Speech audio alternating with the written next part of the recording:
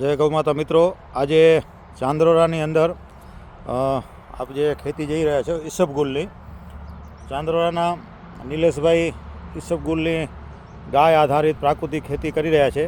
તો આપણે નિલેશભાઈને પૂછીએ કે ગાય આધારિત ખેતીમાં કઈ રીતે ઈસબગુલ કઈ રીતે સહજ છે કે વિશેષ કાંઈ મહેનત કરવી પડે છે, જણાવશો? ઈસબગુલ એવો પાક છે કે જેને કાંઈ રાસાયણિક ખાતર કે પેસ્ટિસાઇડ દવા જોઈતી નથી. આમ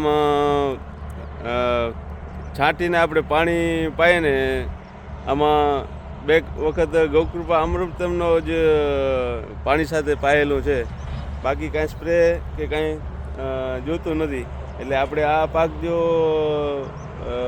પ્રાકૃતિક ખેતી ગૌ આધારિત ખેતીમાં કરવો હોય તો સરળતાથી થાય એવો પાક છે.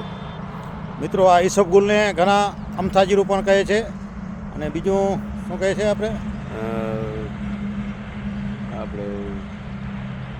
આના બે ત્રણ નામથી અલગ અલગ રીતે અને ઓળખાય છે. ઘોડાજીરું તરીકે પણ હા, ઘોડાજીરું તરીકે પણ ઓળખાય છે અને એમનો ઔષધિમાં ખાસ ઉપયોગ છે. નિલેશભાઈ સાથે સાથે બાકી પણ પ્રાકૃતિક ખેતી કરી રહ્યા છે. ડુંગળી હોય છે, શાકભાજી હોય છે અને એમના ગામમાં ખૂબ સારી ગાયોની સંખ્યા છે અને ઘીનું પણ કામ કોઈને દેશી ગાયનું ઘી જોતું હશે તો ખુદ સાત્વિક અને ખાતરીવાળું ઘી ત્યાં નિલેશભાઈને ત્યાંથી મળી જશે.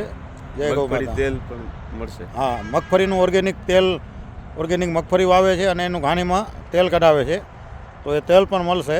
આ વિડીયોની સાથે નંબર આપેલા છે, એમાં કોન્ટેક્ટ કરી શકાય. જય ગૌ માતા. જય ગૌ.